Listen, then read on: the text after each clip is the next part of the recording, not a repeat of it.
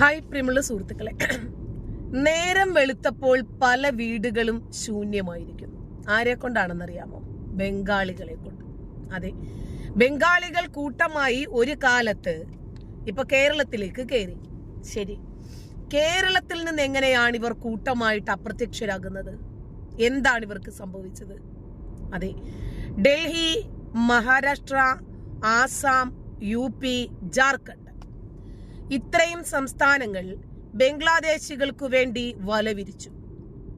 കാരണം ബംഗ്ലാദേശിലെ ക്രിമിനൽ പട്ടികയിൽ അകപ്പെട്ട വൻ തോതിലുള്ള ഒരു സംഘത്തെ തന്നെ കാണാനില്ല. നോക്കുമ്പോ അവർക്ക് സുരക്ഷിതമായിട്ടുള്ള കേന്ദ്രം ഇന്ത്യയാണ്. അപ്പൊ ഡൽഹിയില് കെജ്രിവാൾ സർക്കാരിന്റെ കൂടി സഹായത്തോടെ വലിയ ഒരു വിഭാഗം ബംഗ്ലാദേശികൾ ബംഗാളികളാണ് എന്ന വ്യാജേന അവിടെ കയറി കൂടിയിട്ടുണ്ട്. അതിന് ഏറ്റവും ഇവർക്ക് എളുപ്പമുള്ള സ്ഥലം വെസ്റ്റ് ബംഗാളാണ്. കാരണം അവിടെ ആവുമ്പോൾ അവർക്ക് ഒരു കുഴപ്പമില്ല, ഇവരുടെ കൂടി സാന്നിധ്യമുള്ള മേഖലയാണ്, ഇവർക്ക് വേണ്ടി ഭരിക്കുന്ന സർക്കാരാണ്, ഒരു പ്രശ്നവുമില്ല.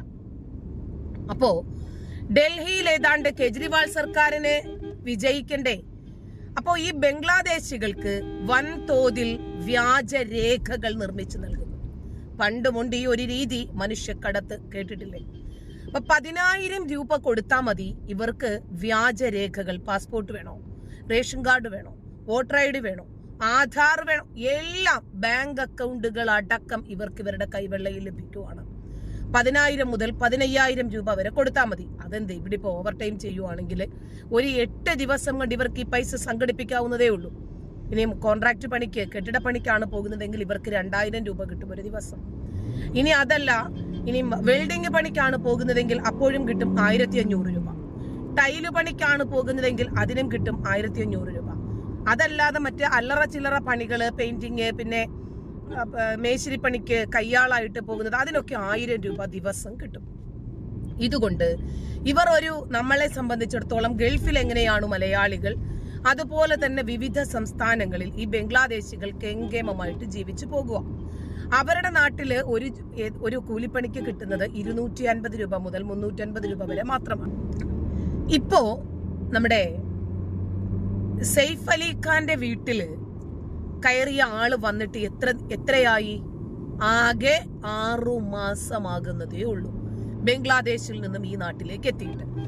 ബംഗ്ലാദേശിൽ ക്രിമിനൽ കുറ്റത്തിന് പിടിക്കപ്പെട്ട ഈ പ്രതികൾ, ഇവർക്ക് പിന്നീട് കേസ് നടത്താനോ മുന്നോട്ട് പോകാനോ ജാമ്യമെടുക്കാനോ ഒന്നും കഴിയാതെ ഇവർക്ക് സേഫ് ഷെൽട്ടർ ആയിട്ട് ഇവര് പൗരത്വം പോലും പുതിയതായിട്ട് അഡോപ്റ്റ് ചെയ്ത് ഇവര് നമ്മുടെ രാജ്യത്തേക്ക് എത്തുവാണ്. എല്ലാം അനധികൃതമായിട്ടാണ്. പലയിടങ്ങളിലും ഇവർക്ക് വ്യാജരേഖകൾ നിർമ്മിച്ചു നൽകുന്ന സംഘങ്ങൾ തന്നെയുണ്ട്, മാഫിയയുണ്ട്, റാക്കറ്റുകൾ. ഇവർക്ക് എല്ലാ സൗകര്യങ്ങളും ചെയ്തു കൊടുക്കാൻ. അപ്പോ വാടക വീട് വേണോ? അത് നമുക്കറിയാം.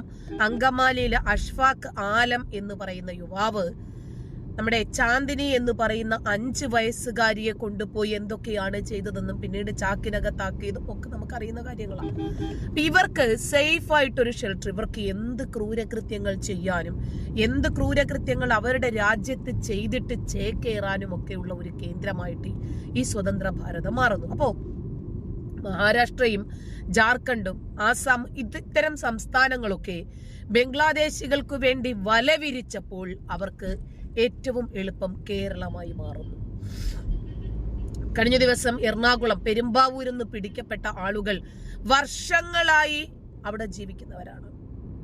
വസ്ത്രവ്യാപാര രംഗത്ത് നൈപുണ്യം നേടിയ ആളുകൾ. ബംഗ്ലാദേശ് നമുക്കറിയാം, വസ്ത്രനിർമ്മാണത്തിലാണ് അവര് പ്രമുഖരായി നിൽക്കുന്നത്. അപ്പൊ ആ വസ്ത്രവ്യാപാര രംഗത്ത് ഇവരെങ്ങനെയാ വരുന്നത്? കുടുംബം, ഡിസ്റ്റന്റ് റിലേഷൻ, എല്ലാവരും ഇവിടെ തന്നെ. നോക്കുമ്പോൾ ഇവർക്ക് നല്ല പൈസയല്ലേ? ഓവർ ടൈം ചെയ്താൽ 2,000 രൂപയാണ് ഒരു ദിവസം കിട്ടുന്നതെങ്കിൽ 60,000 രൂപയായി മാസം. വാടക എത്രയാ? 1,000 രൂപ. ഒറ്റ കടമുറി, ഒരു കടമുറിയില് ഇവര് ഒരു 10-15 പേര് ഒരുമിച്ച് താമസിച്ചാൽ 15,000 രൂപ ഹൗസ് ഓണർക്ക് കിട്ടും. മലയാളികളാണ് എടുക്കുന്നതെങ്കിൽ 1,500 രൂപ പോലും മാസം റെന്റിലില്ലാത്ത ഒരു കടമുറിക്ക് 15,000 രൂപയാണ് ഇവർക്ക് ലഭിക്കുന്നത് വാടകയായിട്ട്. ഇവര് കളയുമോ? അതുപോലെ അഡ്വാൻസും. ഇതെല്ലാം കളഞ്ഞിട്ടാണ് ബംഗ്ലാദേശികൾക്ക് വല വിരിച്ചിട്ടുണ്ട് NIA എന്ന് മനസ്സിലായപ്പോൾ വൻതോതിൽ ഇവർ ഈ നാട് ഉപേക്ഷിച്ചിരിക്കുന്നു. ഇവരെങ്ങോട്ടാണ് ചേക്കേറിയതെന്നും അടുത്തതായിട്ടുള്ള ഇവരുടെ സേഫ് ഷെൽട്ടർ ഏതാണെന്നും തിരിച്ചറിയേണ്ടതുണ്ട്. എന്തായിരുന്നാലും IB ആയിരുന്നാലും NIA ആയിരുന്നാലും ഓരോ സംസ്ഥാനത്തെയും പോലീസ് സംവിധാനങ്ങളാണെങ്കിലും ഇവരുടെ പിന്നാലെയുണ്ട്. കേരളത്തിൽ മാത്രം ഇതുവരെ ഇവർക്ക് വല വിരിച്ചിരുന്നില്ല. പക്ഷേ എന്ത് ചെയ്യാം, കേരള സർക്കാർ ഈ വിഷയത്തിൽ അതിഥി തൊഴിലാളികളെ താലോലിക്കുന്ന തിരക്കിലായിരുന്നാലും ശരി, ഇവരെ പിടിക്കാനുള്ള വലയുമായി NIA ഉണ്ട് തൊട്ടു പിന്നാലെ. അപ്പൊ നമ്മുടെ രാജ്യത്തിന്റെ സുസ്ഥിരതയെ പോലും ബാധിക്കുന്ന രൂപത്തിലേക്ക് ഈ ക്രിമിനലുകൾ നമ്മുടെ രാജ്യം അടക്കി ഭരിക്കുന്ന രീതിയിലേക്ക് എത്തിയിരിക്കുന്നു. പറഞ്ഞു വന്നത്, ആ അഷ്ഫാഖ് ആലം എന്ന് പറയുന്ന യുവാവ് അങ്കമാലി ആലുവയിലെത്തിയിട്ട് 1 മാസമേ ആയിട്ടുണ്ടായിരുന്നുള്ളൂ. അപ്പോഴേക്കാണ് അവന്റെ ആ ക്രിമിനൽ വാസന നമ്മുടെ നാട്ടിൽ കാണിച്ചത്. ഒരു പക്ഷേ നല്ലവരായിട്ടുള്ള ആളുകൾ ഉണ്ടായേക്കാം, എന്നാലും മറ്റൊരു രാജ്യത്തെ പൗരന്മാർ വേറൊരു രാജ്യത്തേക്ക് ചേക്കേറുമ്പോൾ പാലിക്കേണ്ടുന്ന ചില പ്രൊസീജിയേഴ്സ് ഉണ്ട്. അതുപോലും പാലിക്കാതെ ഇവർക്ക് വ്യാജരേഖകൾ ഉണ്ടാക്കി കൊടുക്കുന്ന ആളുകളെ, ആ കേന്ദ്രങ്ങളെയാണ് ആദ്യം പിടിക്കേണ്ടത്. ഓക്കെ, നമസ്കാരം. ബോളിവുഡ് നടനായ സെയ്ഫ് അലി ഖാന് മുംബൈയിലുള്ള സ്വവസതിയിൽ വെച്ച് കുത്തേറ്റ സംഭവം രാജ്യത്തിന്റെ ദേശീയ സുരക്ഷയുമായി എന്തെങ്കിലും ബന്ധമുണ്ടോ? ഉണ്ട്. ഒറ്റമൊട്ടത്തിൽ യാതൊരു ബന്ധവും ഇല്ല എന്ന് പറയാമെങ്കിലും അങ്ങനെയല്ല കാര്യങ്ങൾ എന്നാണ് സൂചന ലഭിക്കുന്നത്. നമുക്ക് എല്ലാവർക്കും അറിയാം സെയ്ഫ് അലി ഖാന് സംഭവിച്ചത് എന്താണെന്ന്. അദ്ദേഹത്തെ സ്വന്തം വീട്ടിനുള്ളിൽ ഒളിച്ചിരുന്ന അക്രമി കുത്തി പരിക്കേൽപ്പിക്കുകയായിരുന്നു. അദ്ദേഹം ഇപ്പോൾ അപകടനില തരണം ചെയ്തു എന്ന് മാത്രമല്ല, ഇപ്പോൾ ഏതാനും മണിക്കൂറുകൾ മുമ്പ് ആശുപത്രിയിൽ നിന്ന് അദ്ദേഹം ഡിസ്ചാർജ് ആയി എന്നുള്ള വാർത്തയാണ് വന്നത്. എന്തായാലും അത് നല്ല കാര്യം തന്നെ. പക്ഷേ സെയ്ഫ് അലി ഖാനെ കുത്തിയ ആ ഒരു വാർത്ത പുറത്തു വന്നപ്പോൾ അക്രമിയുടെ പേര് മിക്കവാറും എല്ലാ മാധ്യമങ്ങളിലും പോലീസ് തുടക്കത്തിൽ പറഞ്ഞ അനുസരിച്ച് വിഷ്ണുദാസ് എന്ന് പറയുന്ന ഒരു വ്യക്തിയാണ്. വിജയ്ദാസ്. അതായത് ഒന്ന് നോക്കണം, ആദ്യം ഇത് വിജയ്ദാസ് എന്ന വ്യക്തിയാണ് എന്നറിഞ്ഞപ്പോൾ ഇയാളുടെ കയ്യിലുള്ള ഐഡികൾ അതിന്റെ അങ്ങനത്തേതായിരുന്നു. അപ്പോൾ അറിഞ്ഞ സമയത്ത് തന്നെ കെജ്രിവാൾ സർക്കാർ ആദ്യം തന്നെ പറഞ്ഞു അക്രമിയെ പിടിച്ചേ പറ്റൂ. പിന്നീടാണ് ഷെരീഫുൽ ഇസ്ലാം ഷെഹസാദ് എന്നാണ് ഇയാളുടെ പേര് എന്നറിയുന്നത്. പെട്ടെന്ന് നമ്മുടെ നാട്ടിലെ മാധ്യമങ്ങൾ മുഴുവനും സൈലന്റായി. കെജ്രിവാൾ സർക്കാരിന് പിന്നീട് പ്രതിയെയും പിടിക്കണ്ട, നാട്ടിൽ ക്രമസമാധാനം പുനഃസ്ഥാപിക്കണ്ട, ഒന്നും ചെയ്യണ്ട. നമ്മുടെ നാട്ടിലെ മാധ്യമങ്ങൾ എത്ര പേര് പിന്നെ ആ നടന്റെ വീട്ടിൽ കയറിയ ആളെ സംബന്ധിച്ചിട്ട് എഴുതി, ഒന്ന് നോക്കിയാൽ മതി എത്ര പേര് ആ വാർത്തകൾ കൊടുത്തു എന്ന് മാത്രം നോക്കിയാൽ മതി. അക്രമി എന്നായിരുന്നു എല്ലാ മാധ്യമങ്ങളും റിപ്പോർട്ട് ചെയ്തത്. മാത്രമല്ല വിഷ്ണുദാസ് മുംബൈയിൽ ജീവിക്കുന്ന ആളാണ്, അന്യ സംസ്ഥാനക്കാരനാണ്, പക്ഷെ മുംബൈയിൽ ജീവിക്കുന്ന ആളാണ് എന്നാണ്. വിഷ്ണുദാസ്, വിജയ്ദാസ്, ബിജോയ്ദാസ്, 3 രൂപത്തിലുള്ള രേഖകളും ഇയാളുടെ കയ്യിലുണ്ട്. വാർത്തകളിൽ വന്നത്. എന്നാൽ അന്വേഷണം മുമ്പോട്ട് പോയപ്പോൾ ഒരു കാര്യം വളരെ വ്യക്തമായിട്ട് പുറത്തു വന്നു. ഈ കുത്തിയ ആൾ, സെയ്ഫ് അലി ഖാനെ ആക്രമിച്ച വ്യക്തി, അയാളുടെ യഥാർത്ഥ പേര് മുഹമ്മദ് ഷെരീഫുൽ ഇസ്ലാം ഷെയ്സാദ് എന്നായിരുന്നു. അയാൾ ഇന്ത്യക്കാരൻ പോലും അല്ല എന്നുള്ള വാർത്തയാണ് പിന്നീട് പുറത്തു വന്നത്. അയാൾ ബംഗ്ലാദേശിയാണ്. അയാളുടെ പേര് മുഹമ്മദ് ഷെരീഫുൽ ഇസ്ലാം ഷെയ്സാദ് എന്നാണ്. ഇയാൾ ഭാരതത്തിൽ വന്നിട്ട് വെറും 6 മാസം മാത്രമേ ആയിട്ടുള്ളൂ എന്നും വാർത്തകളിൽ പിന്നീട് വന്നു. ഇനി ഇതുമായിട്ട് ചേർത്ത് വെക്കേണ്ട മറ്റൊരു പ്രധാനപ്പെട്ട കാര്യമുണ്ട്. അത് ഭാരതത്തിലെ എല്ലാ സ്ഥലങ്ങളിലും എല്ലാവർക്കും, പ്രത്യേകിച്ച് കേരളം ഉൾപ്പെടെയുള്ള ദക്ഷിണേന്ത്യൻ സംസ്ഥാനങ്ങളിൽ ഉള്ളവർക്കും വലിയ തോതിൽ ആശങ്ക ഉയർത്തുന്ന ഒരു റിപ്പോർട്ട് കഴിഞ്ഞ ഡിസംബർ 8-ാം തീയതി കേന്ദ്ര ഇന്റലിജൻസ്, കേന്ദ്ര ഗൃഹമന്ത്രാലയത്തിന്, അതായത് ഹോം മിനിസ്ട്രിക്ക് സബ്മിറ്റ് ചെയ്തിട്ടുണ്ട്. അത് ഭാരതത്തിനുള്ളിൽ നിലനിൽക്കുന്ന ആന്തരിക ഭീഷണികളെ കുറിച്ച് ഉള്ള വളരെ വിശദമായ റിപ്പോർട്ടാണ്. ആ റിപ്പോർട്ടിൽ തന്നെ ഒരു പ്രത്യേക ഭാഗം ബംഗ്ലാദേശിൽ നിന്നുള്ള കുടിയേറ്റക്കാരെ കുറിച്ചാണ്.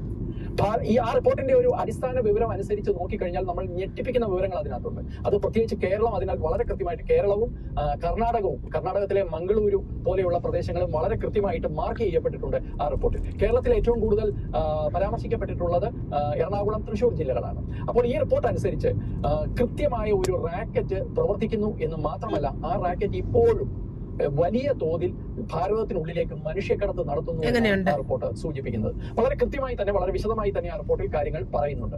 ഇത് ഇന്നും ഇന്നലെയും തുടങ്ങിയതല്ല. ഞാൻ നേരത്തെ ഈ പരിപാടിയിൽ സൂചിപ്പിച്ചിട്ടുണ്ട്. ഞാൻ ആ പ്രദേശത്ത് വർക്ക് ചെയ്ത ആളാണ്, ജോലി ചെയ്ത ആളാണ്.